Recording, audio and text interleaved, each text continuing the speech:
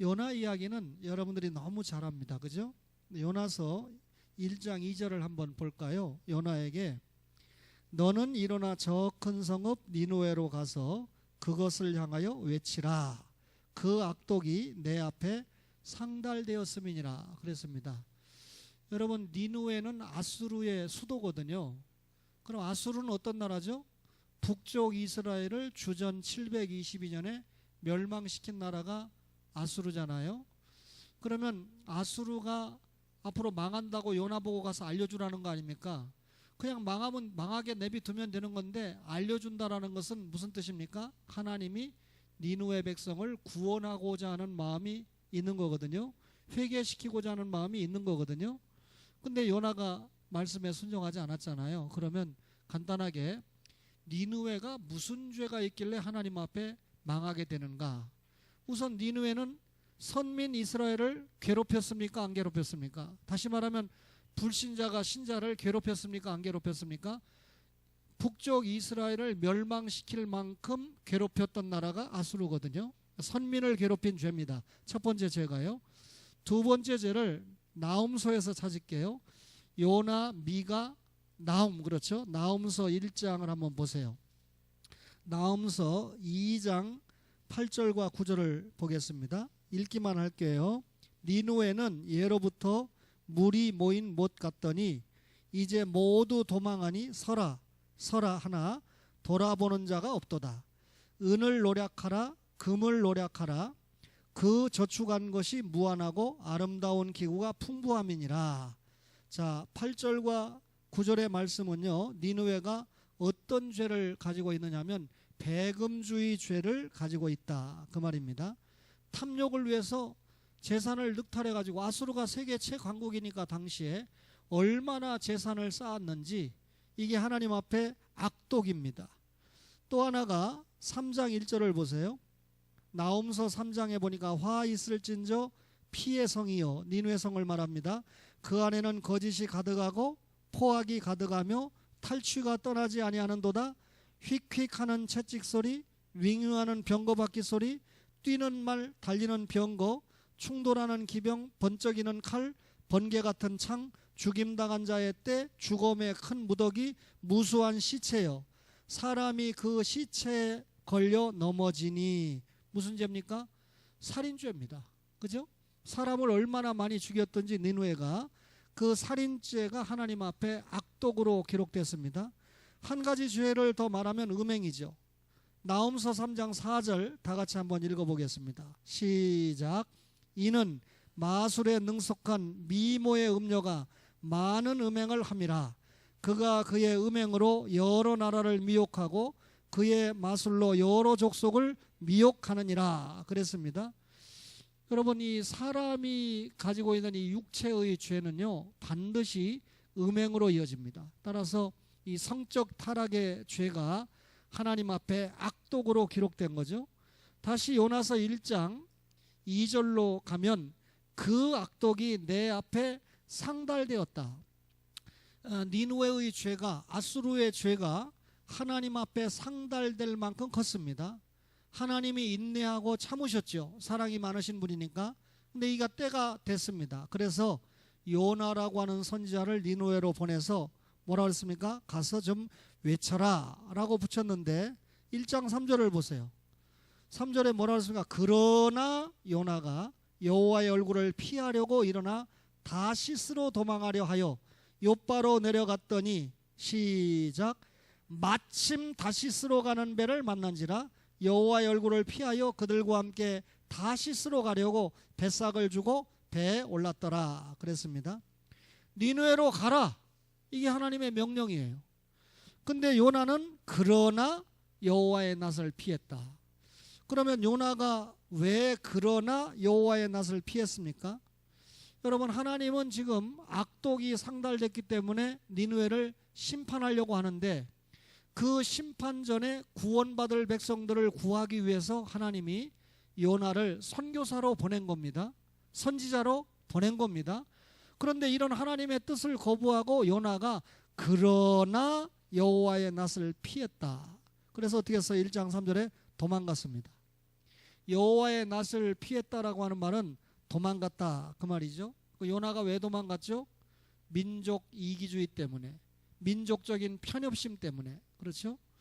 지금 이 트럼프 대통령이 그러지 않아도 좀 문제가 있는 분이지만 백인 우월주의가 굉장하잖아요. 그죠? 그래서 황인종을 무시하고 흑인종은 더 무시하는 아주 이 무서운 죄악에 걸려 있는데, 이 문제가 해결되지 않으면 좋은 대통령으로 남지 않을 거예요.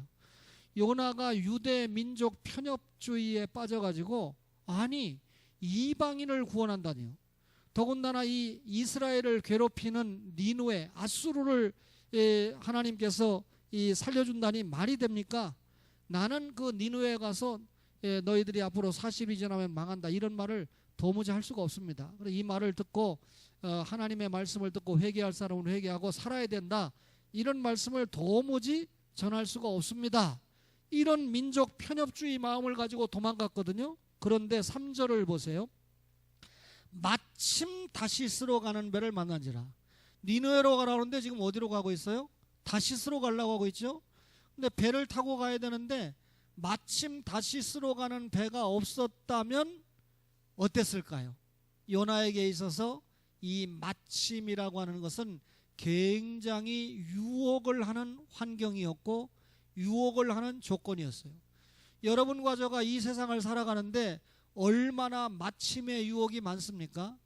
마침 돈이 유혹하고, 마침 사람이 유혹하고, 마침 권력이 유혹하고, 그렇죠? 마침 명예가 우리를 유혹을 하고, 그렇죠? 여러분, 오늘 간증을 했던 성의 학생에게도 마침의 유혹이 많았을 거예요. 내가 어려서부터 교회 나갔는데 하나님, 왜 우리 엄마와 아빠는 사랑하지 못하고 헤어졌죠? 왜 내가 가난한 엄마에 따라가서 이렇게 고생을 많이 하고 살았죠? 그런데 신앙을 가지고 엄마하고 함께 살았는데 왜 엄마가 이렇게 젊은 나이에 세상을 떠났죠? 고생하다가. 그 저희들만 남겨두셨죠? 그것도 억울한데 저는 또 희귀병이 걸려가지고 이렇게 고생을 하게 하죠? 왜 이렇게 어려움을 많이 주죠?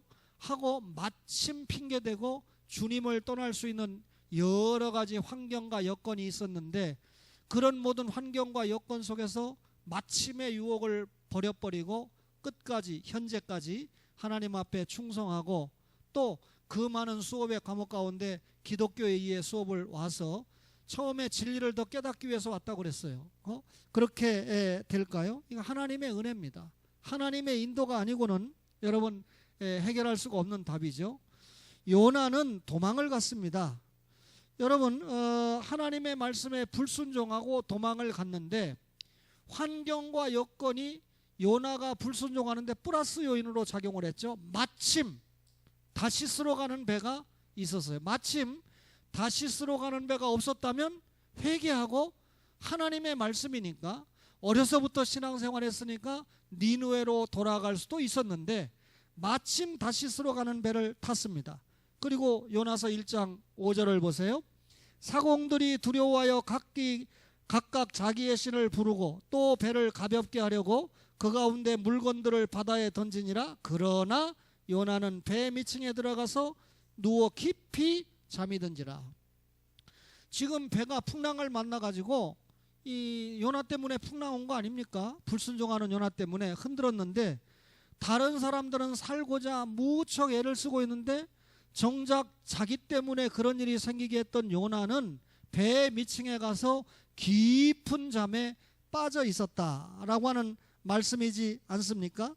여러분, 이것은 하나님께서 자신에게 맡겨준 사명을 망각하는 기가 막힌 잠에 빠져 있는 그런 요나의 모습을 우리에게 보여준 것입니다.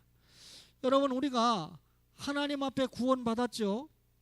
하나님이 맡겨주신 일을 감당하면서 사는 게 최고의 행복이지 않습니까? 그런데 그 하나님의 일을 감당하는 이 최고의 행복을 감당하지 못하면 누구에게 조롱받습니까? 이방인에게 조롱받습니다. 요나서 1장 6절을 보세요. 선장이 그에게 가서 이르되 자는 자여 어찌함이냐, 일어나서 내 하나님께 구하라. 혹시 하나님이 우리를 생각하사 망하지 아니하게 하시리라 하니라. 여러분, 하나님에게 사랑을 받고 하나님을 알고 하나님께 기도해야 된다는 걸 더 잘하는 사람이 누굽니까? 요나입니다. 오늘날로 말하면 목사 장로급인 요나는 배 밑창에 가서 잠을 자고 있고, 전혀 하나님을 믿지 않는 이방인이 와가지고 야, 너 이게 도대체 뭐하는 모습이야? 네 하나님 앞에 기도라도 좀 해라. 그러면 네 하나님이 이 어려운 이 재난을 통과하지 않게 할지 누가 아냐? 이 말은 결국 신자가 불신자에게 조롱을 받는 모습이죠. 그렇죠? 예수 믿는 여러분과 저가 믿지 않는 사람의 영혼을 사랑해서 그분들에게 여러분 빛과 소금의 역할을 통해서 존중받고 존경받는 모습이 돼야지, 교회 다니는 사람이 왜 그래? 목사 장로가 왜 그래? 이런 소리를 들을 입장이나 환경이 된다고 하면 결국 이방인에게 조롱받는 거 아닙니까? 요나가 이방인에게 왜 조롱받았습니까? 여러분, 하나님 앞에 받은 사명을 감당하지 못하니까 조롱을 받았다, 그 말입니다. 그러니까 여러분, 더 이상 집사로서, 더 이상 권사로서 이방인이나 믿음이 약한 사람에게 조롱을 받아서는 안 된다라고 하는 의미에서 교회는 당신은 더 이상 집사가 아닙니다, 당신은 더 이상 우리 교회의 권사가 아닙니다 라고 결정을 하는 겁니다. 그리고 나아가 당신은 6개월 동안 주님의 십자가의 보혈에 성찬에 동참할 수가 없습니다 라고 무거운 죄를 범하는 거죠. 무거운 죄를 정하는 거죠. 그 전에 전도사님이나 목사나 구역장님을 통해서 회개해야 됩니다, 회복해야 됩니다, 돌아와야 됩니다, 하나님을 사랑해야 됩니다. 참 많이 기도하고 많이 가르쳤죠. 그런데 근 20년이 되도록 안 되는 거예요. 그죠? 그러니까 이제 교회는 할 수 없이 하나님 앞에 당회를 모여서 결정을 하게 되는 것입니다. 우리가 이방인에게 조롱을 받는 것이 아니라 오히려 이방인을 변화시켜야 될 그런 입장에 있기 때문이죠. 사명을 감당하지 못하면 이방인에게 조롱을 받습니다. 그래서 여러분, 요나서 1장 12절을 봅시다. 요나가 뒤늦게 알아요. 12절에 보니까 그가 대답하되 나를 들어 바다에 던지라. 그리하면 바다가 너희를 위하여 잔잔하리라. 요나 말대로 당신들이 나를 바다에 던지면 이 풍랑이 잔잔해질 겁니다. 그러면 여러분, 선장과 이방인들이 사는 거 아닙니까? 그러면 당장 던질 텐데 그렇게 안 했어요. 13절 보세요. 그러나 그 사람들이 힘써 노를 저어 배를 육지로 돌리고자 하다가 바다가 그들을 향하여 점점 더 흉흉함으로 능히 못한지라. 요나가 자기를 바다에 던지면 자기 때문에 일어난 일이기 때문에 살 수 있다고 하는데도 당장 요나에게 위해를 강하지 않고 이방인들이 생명을 사랑하는 마음으로 최선을 다했지만 안 되는 겁니다. 그래서 14절에 무리가 여호와께 부르짖어 이르되 여호와여 구하고 구하오니 이 사람의 생명 때문에 우리를 멸망시키지 마옵소서. 무지한 피를 우리에게 돌리지 마옵소서. 주 여호와께서는 주의 뜻대로 행하심이니이다 하고 요나를 들어 바다에 던짐에 바다가 뛰노는 것이 곧 그친지라 그랬습니다. 여러분, 요나를 결국 바다에 던졌지요. 이 사람의 생명 때문에 우리를 멸망시키지 말아달라. 결국 이렇게 온 풍랑이 요나 스스로가 고백한 대로 요나의 죄 때문에 온 일이기 때문에 요나가 말한 대로 여러분, 요나를 바다에 던졌습니다. 그랬더니 바다가 뛰노는 것이 곧 그쳤다. 그러면 바꿔서 말하면 요나를 왜 바다에 던졌습니까? 사람을 죽이기 위해서 던졌습니까? 미워서 던졌습니까? 요나를 바다에 던진 이유는 뭡니까? 바다를 잔잔하게 하기 위해서 던진 겁니다. 그래 11절에 요나가 말한 대로 나를 들어 바다에 던지라. 그리하면 바다가 너희를 위하여 잔잔하리라 그랬는데 실제로 여러분, 요나를 바다에 던지니까 바다가 잔잔하게 됐습니다. 바다가 잔잔하게 된다는 것은 죽을 위기에 있는 선장과 많은 사람들이 살 수 있는 거죠. 이방인의 대책 요구에 요나는 자신을 들어 바다에 던지면 산다고 그랬고, 결국 요나가 바다에 던져지자 여러분, 결국 요나를 백성들이 살게 되는 역사를 요나서가 기록을 하고 있습니다. 자, 전체가 죽었습니까? 바다에 던졌으니까 요나 한 사람이 죽었습니까? 알고 보면 요나 한 사람이 죽었는데 전체가 사는 거죠. 1장 14절을 볼까요? 여러분 요나를 던졌습니다. 주의 뜻대로 행하십니다. 기도하고 요나를 들어 바다에 던짐에 바다가 뛰노는 것이 곧 그친지라. 결국 풍랑이 잔잔해졌기 때문에 바다에 던져진 요나는 죽겠지만 나머지 사람들은 다 살게 되지 않았습니까? 자, 처음에 한 사람 때문에 다 죽게 됐지요. 그죠? 여러분 교회 안에도 한 사람 때문에 다 죽게 되는 경우가 있습니다. 그죠? 여러분 이 초원교회 지체들이 여기 앉아 지금 예배를 드리는데 그 한 사람이 중대한 범죄를 하면 여러분 어떻게 됩니까?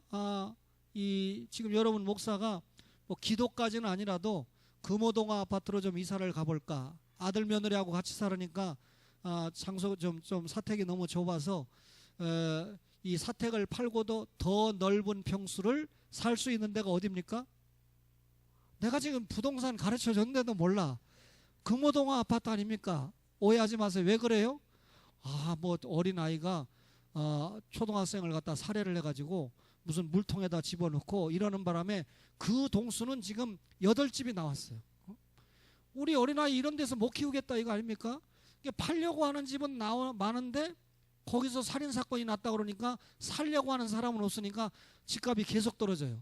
야, 이 틈에 목사가 거기 가서 살고 좀 사람을 살려볼까 하는 마음을 가지고 있는데 우리 며느리가 아직 동의를 안 해가지고 제가 민주적인 아빠 아닙니까? 지금 생각 중이에요.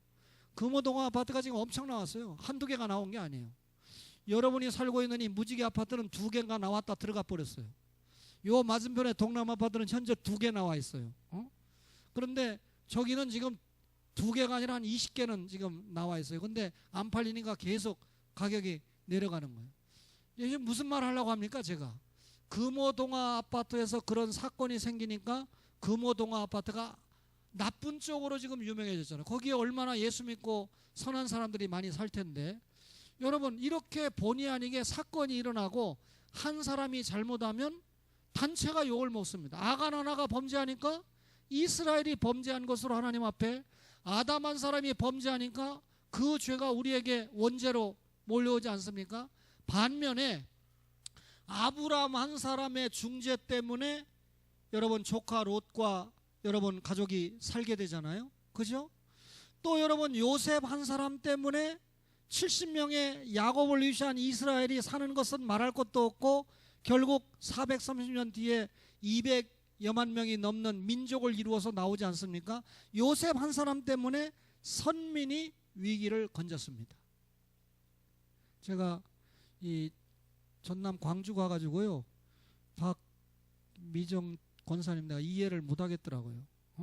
조선대학교 장례식장 이거 쳐가지고 저는 광주를 잘 모르니까 쳐서 내비게이션 해가지고 이렇게 가는데 조선대학교 장례식장은 안 보이고 전남대학교 장례식장에 보여서 이거 어떻게 된 거야? 제 아내가 잘못 찾았구나 그랬더니 전남대학교 병원하고 조선대학교 병원하고 마주보고 있어요. 이거는 광주 시민을 위해서 절대 안 좋죠. 그죠?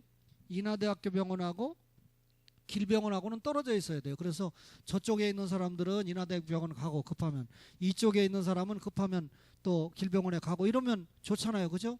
근데 광주 시민을 위해서 이 큰 병원 2개가 붙어 있다는 게 나는 자다가 지금 생각해도 이해가 안 돼요. 여러분 저를 광주시장으로 뽑아주면 병원 하나는 딴 데로 신도시로 옮겨버리겠습니다 라고 공약을 하겠어요.